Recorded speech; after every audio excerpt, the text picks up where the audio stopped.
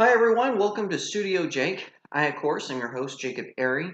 Be sure to like this video and click that subscribe button because YouTube is doing this weird curation thing with your subscription feed so you don't see everything in chronological order. You may not see me at all, even though I'm your go-to place for all your nerd stuff. So also ring the little bell, not just subscribe, and tell your friends about me while you're waiting. So it's finally here. I am doing my full breakdown of Batman White Knight. This, of course, is a pre-recorded episode. I've done a ton of those already. I don't think that's too shocking. I'm at LA Comic-Con. I'm very excited about that. There'll be more on that next week, but be sure to follow me on Instagram because I'm going to have a ton of cool stuff there. So sit back, relax, and welcome to StudioJake.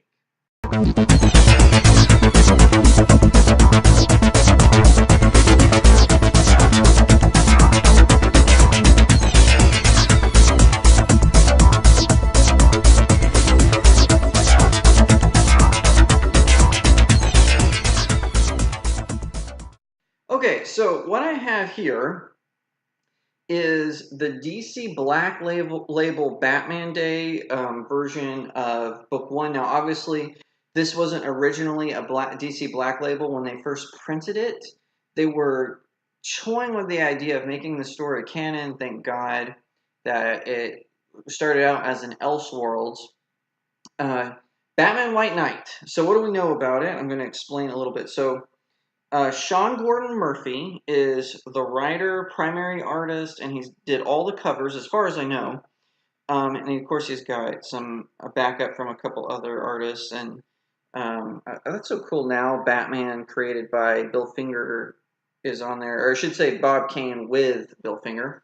So, I have been trashing Batman White Knight since it was first announced. I hadn't even read it, but me and Sean Murphy, we actually got into a Twitter fight. So I'm going to give you a little bit of background.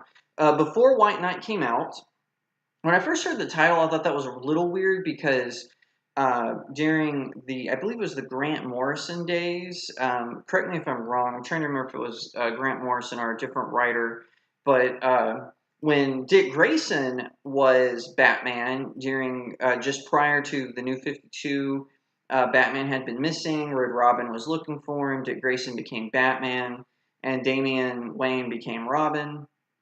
They had actually already created a villain called White Knight, and I think the series was called White Knight after him. So I was like, wait, why is Sean Murphy rehashing that villain?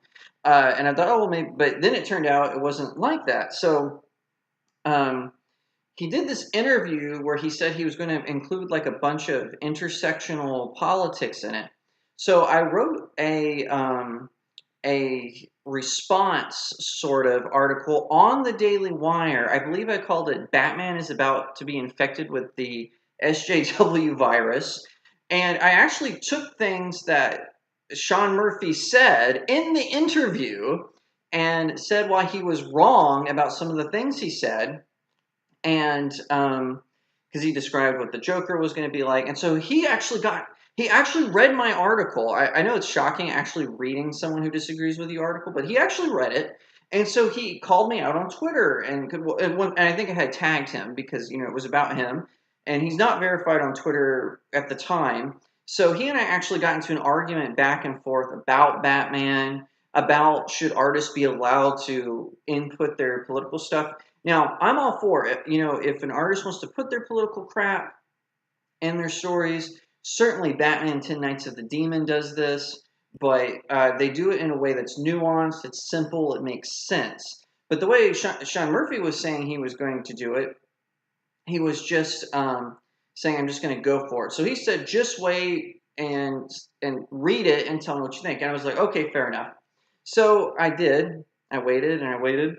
Now, he finally comes out, and I did what he requested. I read all of it. I read each issue cover to cover, and so now I'm going to put forward my analysis. Now, I'm not going to break it down issue by issue. I just have the first issue here, so I can show you some of the examples of it. So I'm going to jump right into this breakdown.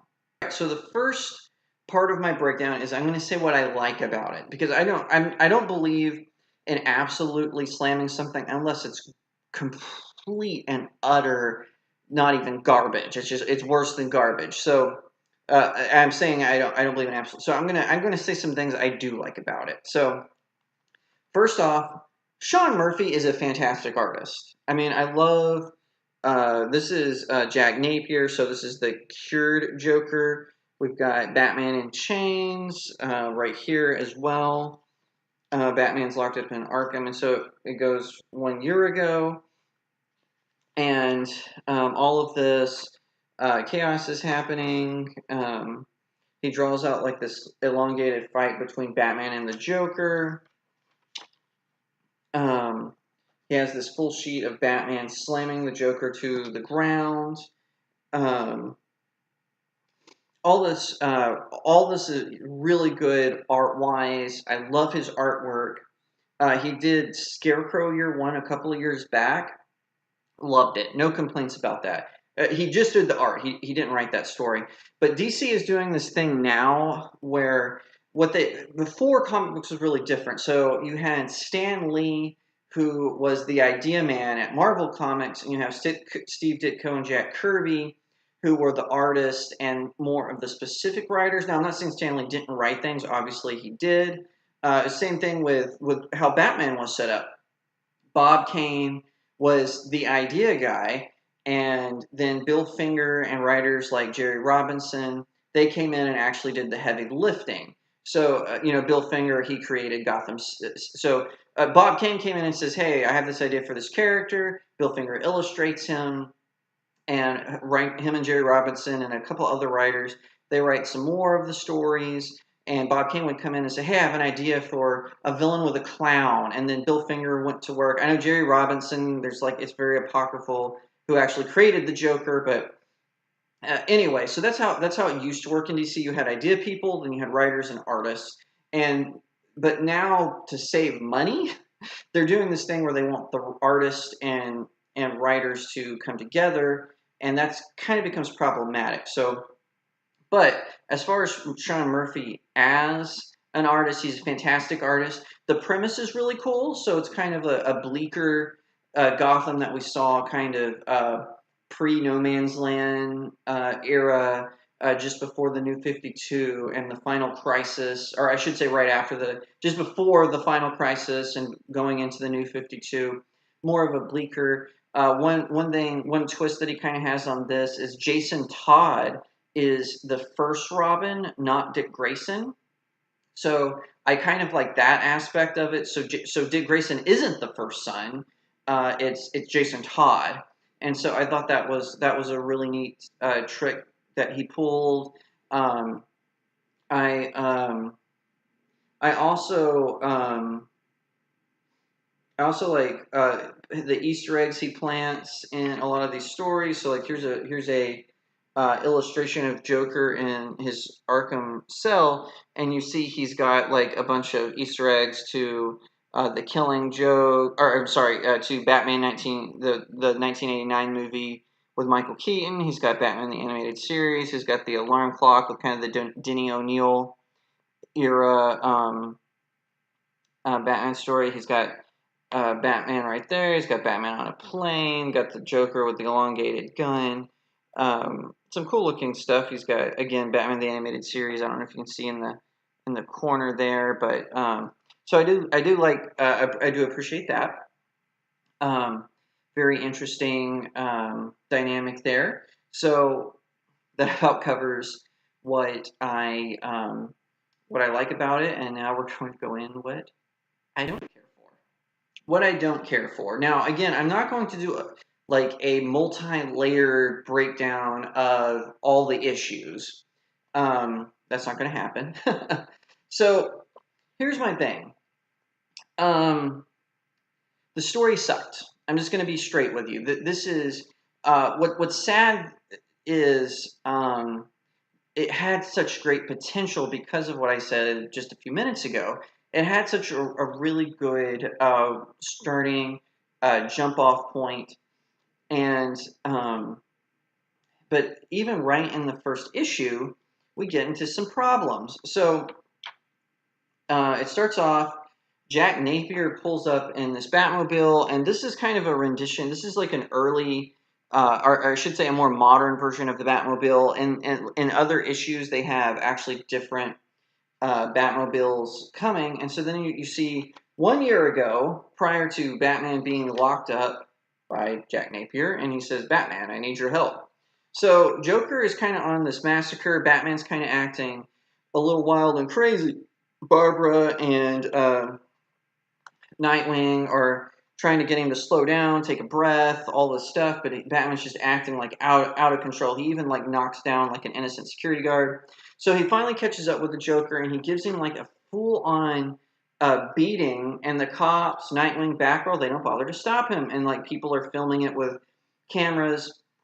So then it goes to Batman, like all of a sudden stuffs like a whole bunch of pills down the Joker's throat, and almost smothers him. So you have this woman kind of walking away. And so then you have like these two people. This girl, she's like more liberal, kind of like almost pro. Why did Batman attack the Joker? You know, typical SJW. You know, we gotta show sympathy for the evil person. We gotta show sympathy for Che Guevara, even though he murdered probably thousands of people. He set up his office where he could watch executions at a Cuban prison. Even though he massacred and starved a whole nation at one point. You know, we have to show sympathy. He was a socialist after all. And then of course the more Law and Order guy is an old white person. Of course, you can't you have to put in the as the left says, the dog whistles. So Gotham Insider, this is another thing about the Easter eggs that I actually like about this. Gotham Insider is a show that's pretty prominent in a lot of comic book stuff that relates to Batman.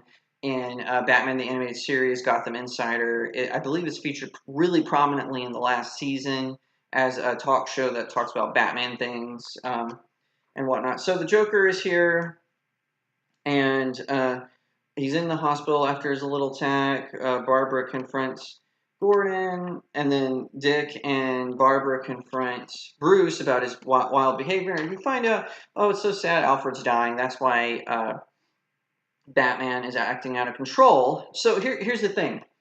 This idea that Alfred is Batman's moral compass is a little ridiculous. We see this even in the Batman Telltale series, where Batman, or without Alfred, he would lose control.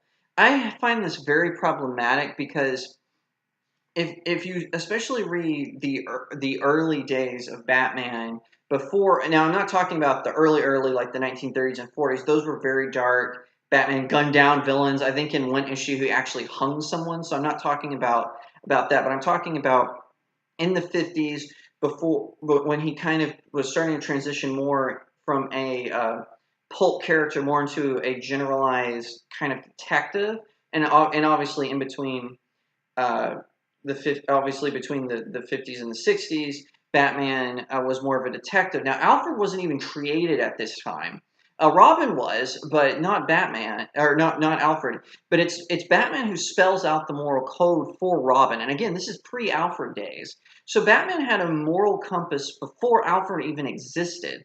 So these new writers who are trying to shove up, oh, Alfred is the moral compass of Batman. Without Alfred, he would go insane and start killing people and endangering innocent people. No, that's ridiculous, and it's cheap. It's a wild excuse. Now, I believe it was in the 80s when Jason Todd was first killed that Batman started to act more aggressively and more violent toward criminals because he was angry at Jason Todd's death and angry that he was angry at himself for not killing the Joker out of vengeance. And that made more sense because it was one of his sons, right? Someone who he had taught this moral code to, but he was still a victim of this war. So that actually made sense. Now, I'm not saying that that Batman wouldn't act out if Alfred was sick or dying, but to the extent that people push it, like I love the Batman Telltale games. I've watched the cutscenes as a movie. You can do that on YouTube these days, and I like it fine. But this idea that that if Alfred wasn't there to nag him into staying moral. No. The reason Batman is moral is because he saw the death of his parents. He witnessed evil right in front of his eyes at a really young age, and so I think that that's kind of like a first mistake. So Joker starts to get better, and these pills cure him, and so he goes into this. Joker starts to act more sane. He's got a brilliant IQ. He takes on his name, uh, Jack Napier, and so then he actually sues Gotham because he says that they've abused him, and so he starts to want to be called Jack Napier, and then he starts going after Batman, and so he's like, "I'm going to be the White Knight of Gotham." And so he's talking because he says that Batman is Gotham's main villain. He's the reason for this endless cycle and all this. That stuff drives me crazy. That's one reason I like the Gotham TV show is it shows that Gotham was sick before Batman. And so we see all this developing in this. So in the next few issues, we see Joker go on trial, and they say the police didn't present any evidence. Joker's been terrorizing even in this Elseworld or Black Label, whatever you want to call it. He talks about how the Joker has been terrorizing Gotham for years. And they said the police didn't present any evidence. Where's the victim impact statements of all the people that the Joker family members he killed, the people he's maimed? Joker's literally filled graveyards with his plots. And in fact, that's a big critique of Batman is why doesn't he just kill the Joker?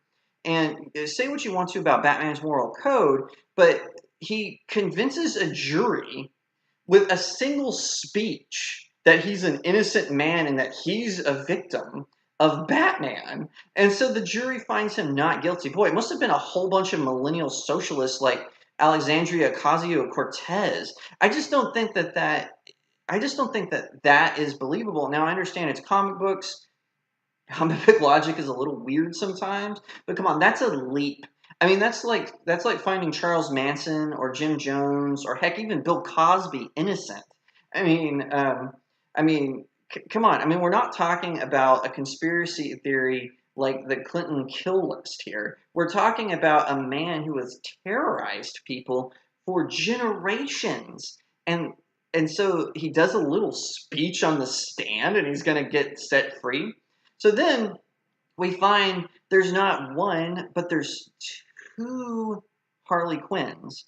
So there's the original one who kind of looks like how Paul Dini used to draw her, and she's the original one. And then we have one that kind of looks like Margot Robbie. You can tell Sean Murphy didn't like Margot Robbie's rendition of Harley Quinn because the Joker, he tries to propose to her and she slaps him around a little bit, or excuse me, Jack Napier tries to propose to her, and then you find out that she's been a fake Harley Quinn this whole time, and so she leaves and she becomes a Neo Joker. So then he falls in love with Harley Quinn, and of course you find out she is not actually you find out she's not actually a good psychiatrist. She never was.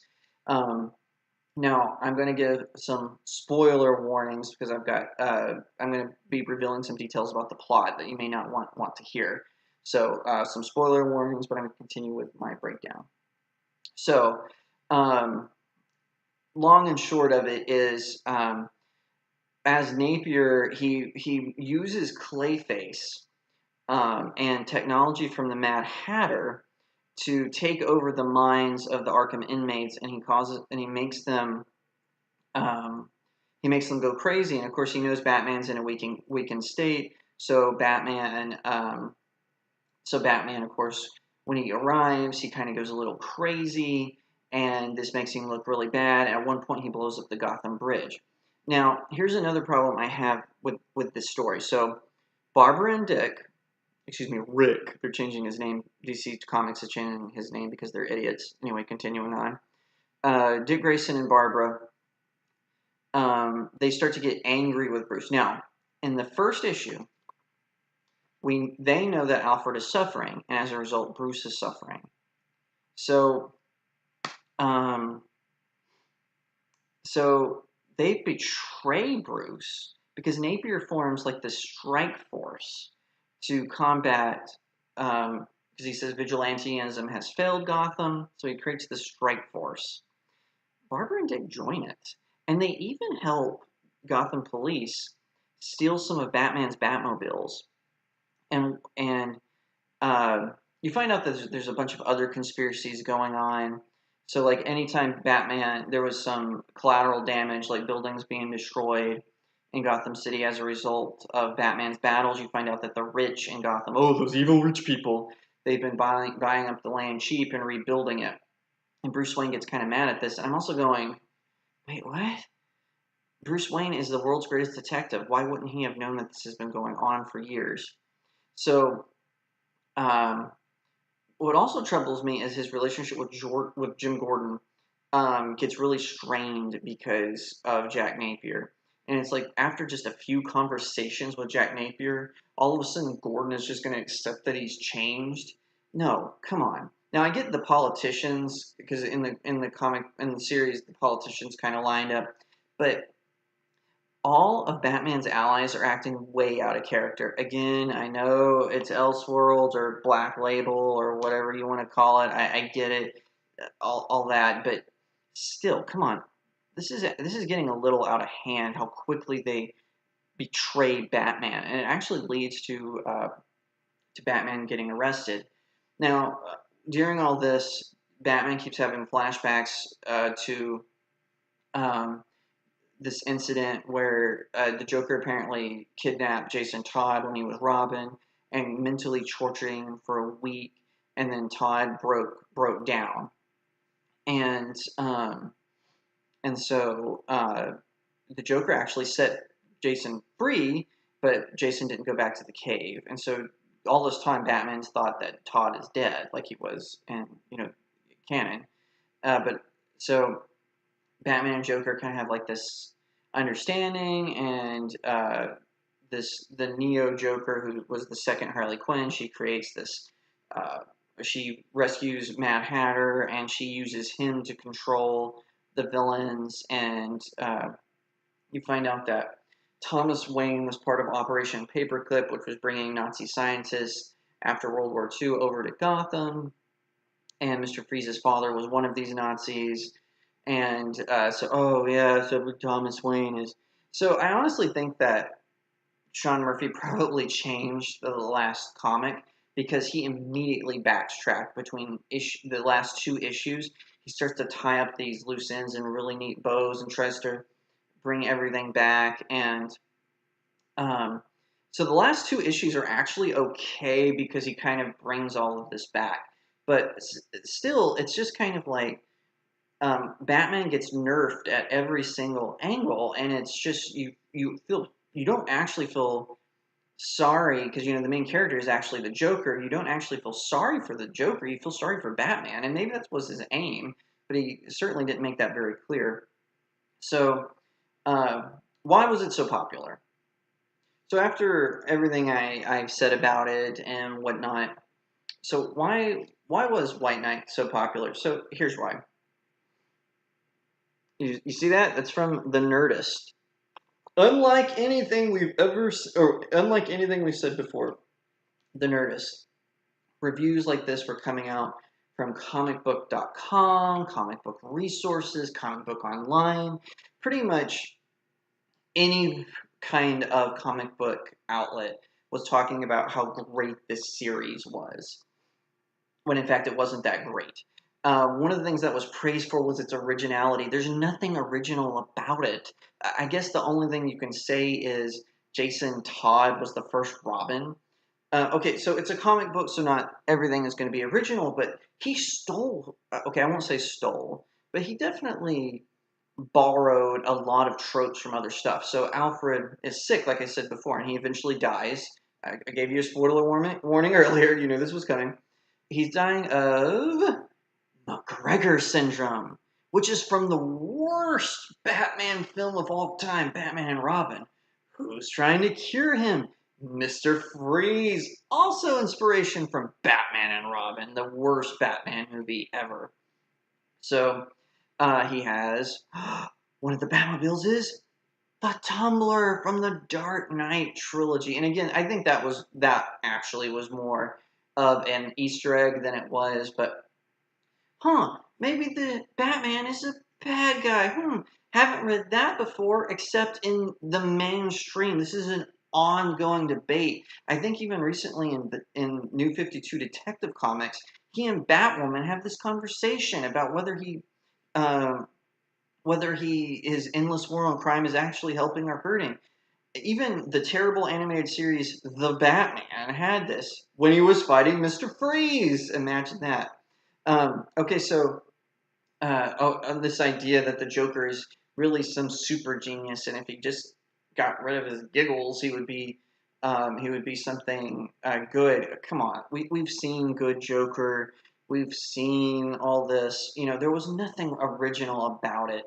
So, um, because of all the initial good reviews, the sales of it were really well because, like the gamers prior to Gamergate, comic book fans trust the outlets. They trust the Nerdist. They trust CBR. They trust Comic Books Online, um, and a whole bunch of other stuff. They trust all these outlets. They're like, hey, yeah, sure, of course. Why wouldn't they? Why would they lead us astray?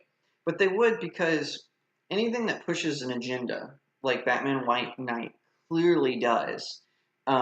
Now I will say, because the last two issues, like I said, I think he was kind of feeling like the pressure because he kind of changed it in the last two, where it's like, oh, you shouldn't be a White Knight and all this stuff, and Batman reveals his identity to Gordon. He and Gordon kind of have like this powwow, and Batman tells Dick Grayson and Barbara, "You two are going to be my moral compass now that Alfred's gone." And so all that stuff, kind of some quick fixes.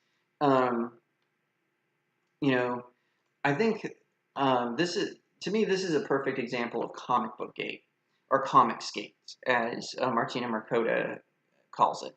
And Mindy Wheeler, the famous artist. So this is an example of that. The comic book industry mediums are coming out with these reviews of things like this, and and they stir controversy. Like in here, one of the things that makes this particular one issue different is it has a preview for Batman Damned, which is the one where you got to see Batman's junk, and it stirred up all kinds of controversy and all this. That's all this was meant.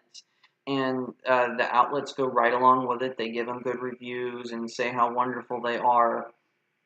And maybe the Nerdist really did think it was good, but we saw what happened on Pride Month. The Nerdist changed their logo to make it rainbow.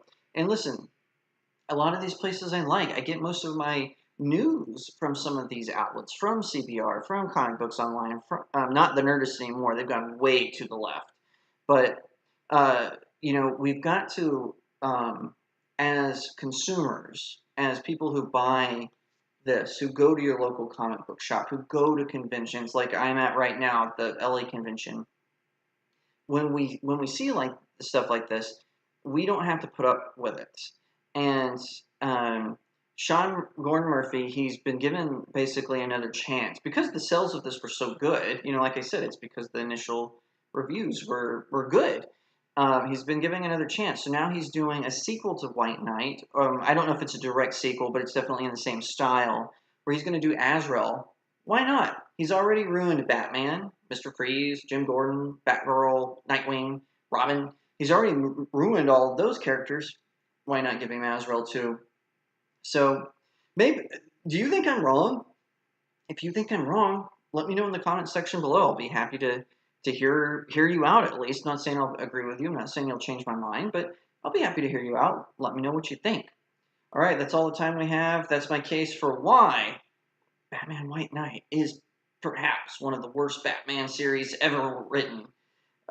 Be sure to follow me on Twitter at RealJacobAiry. Instagram is real.jacob.airy. Yes, I know, it's silly. It sounds like real Donald Trump. I was doing it to be ironic.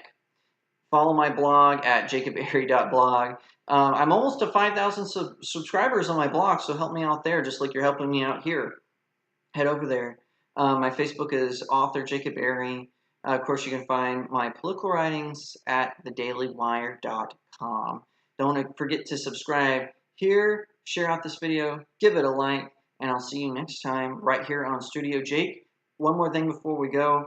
Not doing vlogs anymore. I'm just going to a strictly weekly format, so only new episodes on Sundays. I'll see you next time right here on Studio Jake.